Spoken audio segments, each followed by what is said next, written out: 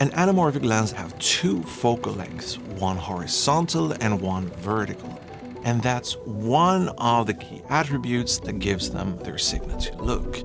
In this video, we'll explore and compare some key differences between anamorphic and spherical lenses and see how the anamorphic design affects the way we shoot and perceive an image. And speaking of shooting, did you know the first anamorphic lenses were actually developed during World War I for tank periscopes to allow the tank crews to see if there were any enemies sneaking up on their flanks.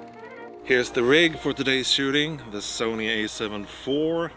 Now we got the Sigma 24-70. For this comparison, we'll be looking at three different anamorphic lenses, the Blazar Remus 45, 65 and 100mm. All of these lenses have a squeeze factor of 1.5 times or 1.5x. Generally speaking, the higher the squeeze factor, the more anamorphic character the lens will have. This is what an anamorphic 1.5x shot looks like straight out of camera. When we de-squeeze the footage in post, we only stretch the horizontal axis by 1.5 times, the vertical axis remains unchanged. What we get is the field of view of 65mm vertically, but around 43mm horizontally. To achieve this result, anamorphic lenses introduce several optical characteristics, things like astigmatism, lens distortion, and the distinct flares, which are influenced by the shape of the square front element. Some of these characteristics can be pretty hard to spot on a plain background, so we decided to do the bulk of these tests in an environment with more detail and more complex background, like this forest.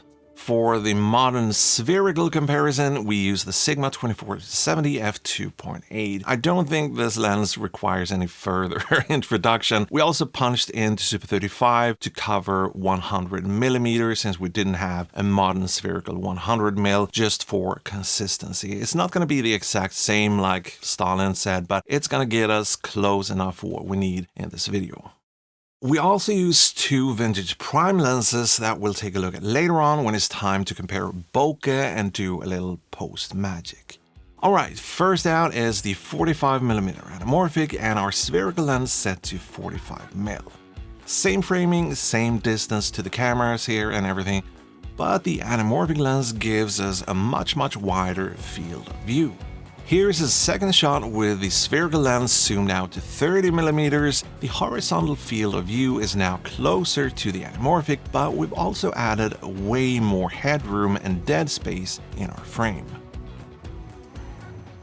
Okay, so let's take a quick look at the other focal length and compare the background compression and the overall impression they give.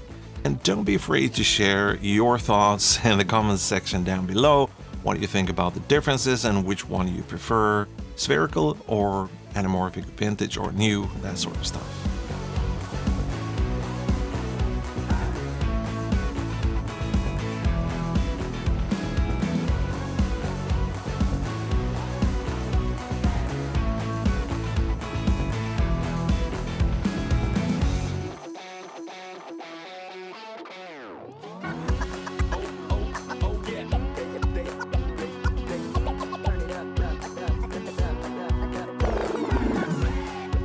Personally, I'm a huge fan of the 65 and the 100mm anamorphic here. The spherical isn't bad, but there's definitely something special with the anamorphics. Now, let's take a look at bokeh and flaring. Now, we decided to hang some fairy lights here in the background, hoping for some subtle little bokeh balls here. One of them accidentally turned out to look like trash in the forest, so sorry about that. So keep your eyes on this section here. And right off the bat, we can see that our spherical lenses keep them fairly round and consistent. Maybe there's a tiny bit of cat's eye here and there on the vintage lenses, but in general, they stay pretty round and well-shaped, while the anamorphic lenses basically turns them into these oval banana shapes. And by the way, this elongated bokeh is normally called the waterfall effect, and it's caused by the stretching and the pulling of the image. A video about anamorphic lenses wouldn't be a video about anamorphics unless we talk about flaring. The Remus lenses are classic blue streak anamorphics that runs across the frame here, while the spherical lenses gives us these more round circular flares and secondaries.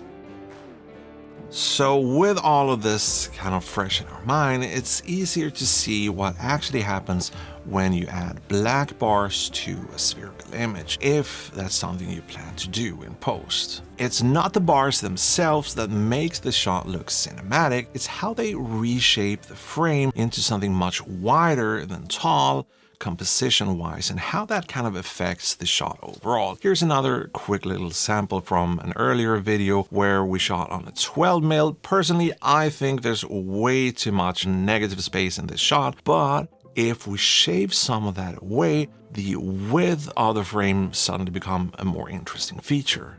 Now, let's say you're shooting anamorphic, but you need to grab a special shot or something with autofocus, or maybe it's a focal length that you don't have access to in your anamorphic kit. That's where we may resort to do a little post magic to help it sit better with the rest of our footage. And this is actually more common than you think. Even in big Hollywood productions, it's not unusual to shoot some scenes spherically or go the David Fincher route and shoot everything spherically and then add anamorphic characteristics like flares, that sort of stuff in post. And one of my favorite ways to do this is with the Auto Flare plugin from today's sponsor, Motion Array.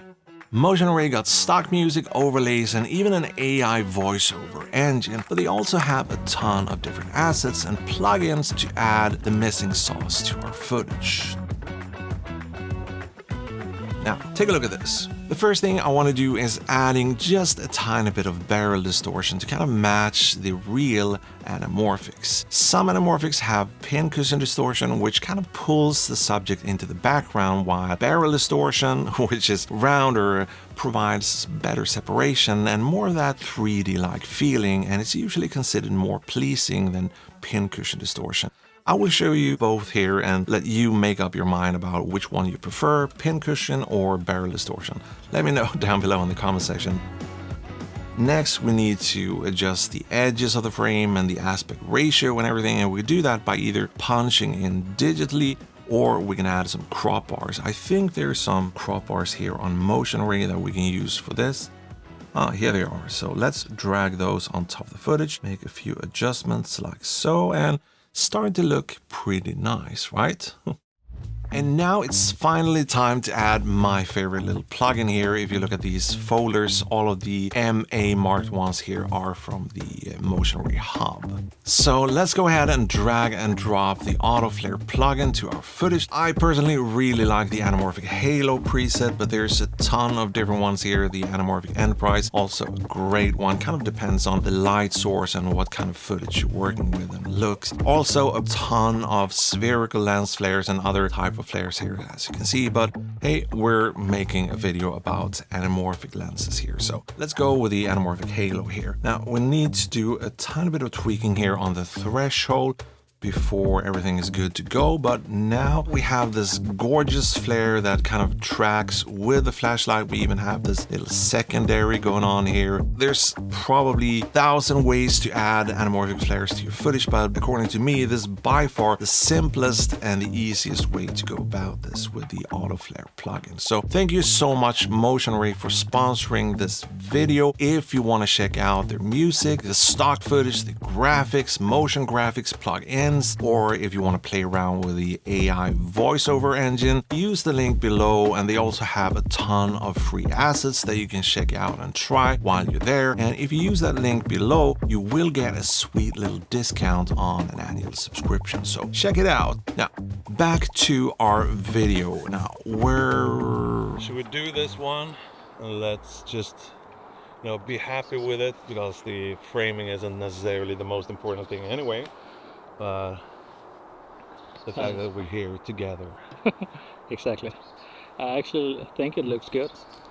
I don't think anamorphic is a fad. I think they've become popular again because of how accessible they have become, with brands like Blazar putting out affordable anamorphics May not be for everyone, and it's certainly not for everything in every project, and maybe you're one of those people who wants to go the David Fincher route and shoot it spherically and add just a tiny bit of character in post with that auto flare plugin, right?